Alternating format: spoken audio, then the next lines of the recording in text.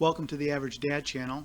This is my vintage guitar build or assembly, and it's going to be part one of a series. In this part one, I'm going to detail the parts that I used to build this guitar and the specifications that kind of make it inherently vintage.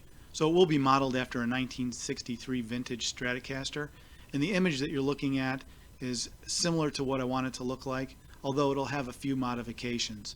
So let's get started. So here you can see the American vintage body. It's modeled after a 1963 Stratocaster, so it's alder wood. Probably wouldn't have had a hot dog routed humbucker, single coil humbucker route at that time. This body does. And 1 3/4 inch was the standard body thickness for Fender, and the neck pocket dimensions you can see there are standard as far as that goes. And it would have had a thin hard lacquer finish, which this body does, and the American vintage specified tremolo route, which I'll touch on here. So this diagram is very interesting, and I think it's very descriptive of what makes a vintage style Stratocaster different, and I think it's the string spacing. So if you look at the string spacing, it's 2 7/32 between the high and the low E string, so that's about 11.3 millimeters between strings versus about 10.5 millimeters between strings on the American vintage narrow or the Mexican standard or the foreign guitars. So the American standard vintage definitely has a wider string spacing, and actually the screw spacing is wider also when you compare it to the Mexican standard. So the route is, I think, has to be a little bit wider, I would imagine, but I think I want to really get an idea of what that's going to feel like to play the wider strings. I mean, there's a lot of people on the internet that argue that they love the wider string spacing and they love the vintage feel. It allows them to pick easier if they're a picker type player, and people with larger hands just like the feeling of it better. And then there's other people that just don't like it because they feel like the high E string is slipping off the fretboard a little bit too easy. So I'm kind of interested in seeing the differences there, and if I'm going to enjoy playing it. I can always switch to an American vintage narrow, which would give me the narrower string spacing, but I would still have the same screw spacings. So as you can see here, I think this is one of the main differences on the vintage versus the the more modern guitars. So here's the parts list that I used to build this guitar. I bought all these parts at Guitar Fetish. I don't get paid by them in any way, just an aside. But the prices are fantastic, and I think the quality of the materials are wonderful. Premium alder body. It's a fantastic body for $90. The neck is just really nice maple, Canadian maple neck. You can see the prices are fantastic. The USA Space solid brass block tremolo kit, the entire kit. Back plate, output jack, the aged pickguard for only $16. It has that aged look with that green hue to it. It's just a really nice looking pickguard.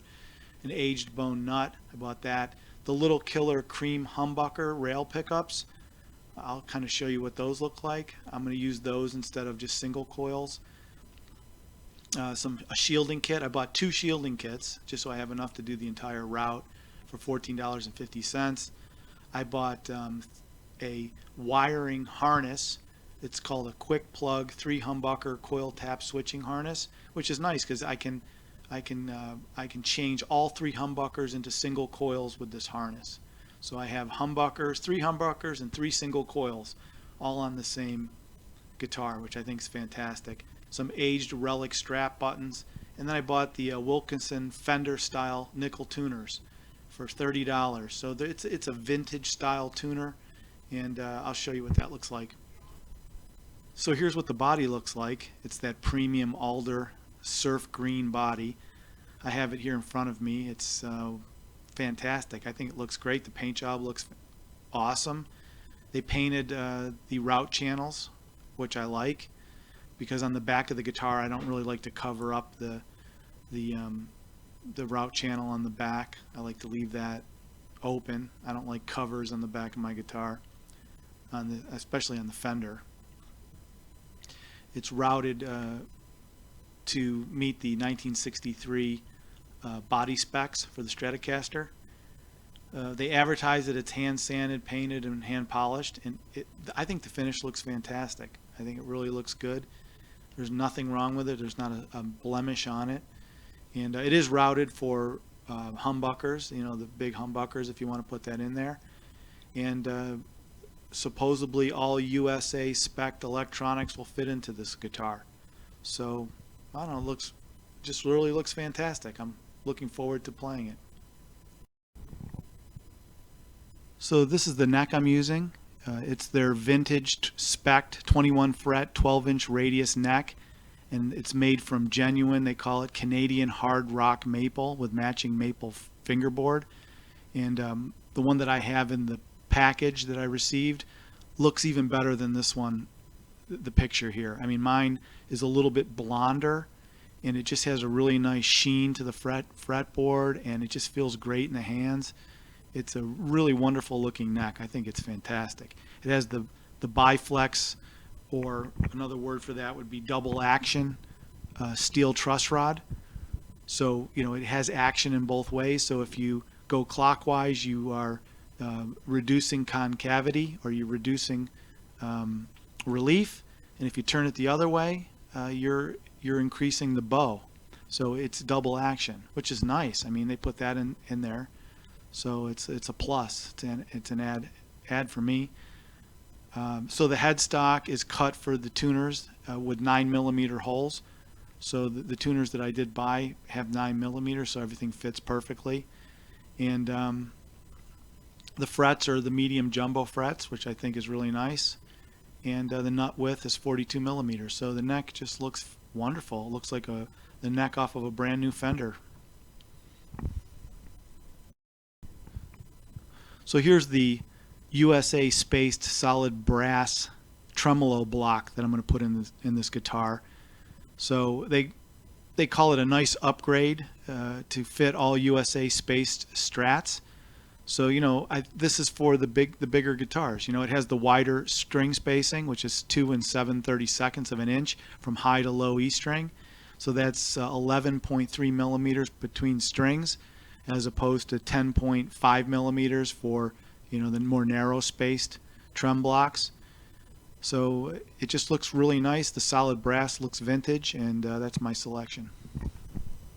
So here's the pickguard that I chose. It's an aged white with a green tint, and I think what happened back then was they were making guards out of cellulose nitrate, and they aged green with a green hue to them in 62 and 63. So it works out really nice for this guitar because the guitar is surf green, so this is kind of a nice match to that, and I think it's going to be a really good look. So I think this is an exciting part of the build. These are called the Little Killer Humbuckers. It's a rail pickup because that looks like 2 rails, but basically what it is it's 2 single coil pickups that you can split and play as single coil, or you can play as humbucker. So you have a push-pull pot in the harness that allows each one of these to be played as a single coil or as a humbucker. So you have that nice Fender sound from the single coil, or if you want to have that fat humbucker sound, you have 3 humbuckers and 3 single coils all on the same Strat guitar, which I think is pretty interesting.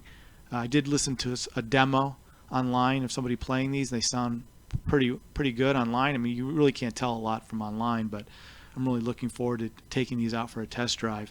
So the harness has 3 push-pull pots, so you can split each one of these with the electronics.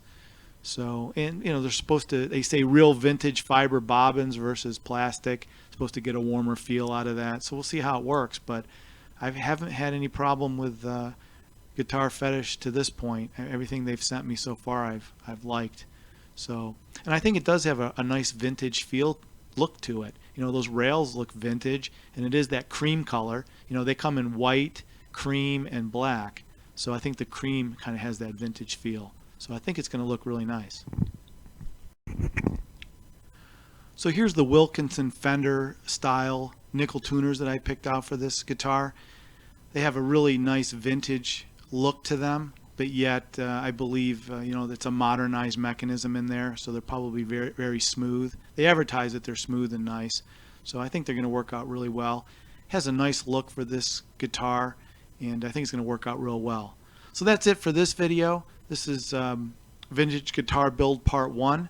Part 2, I think, is going to be me joining the neck and the guitar body together, drilling the holes for the neck and seeing how everything fits together. That's probably the first step along the way. So that's it for me. If you'd like to like and subscribe and maybe ring the bell so you know when the next video comes out, I'll be working on that as soon as possible.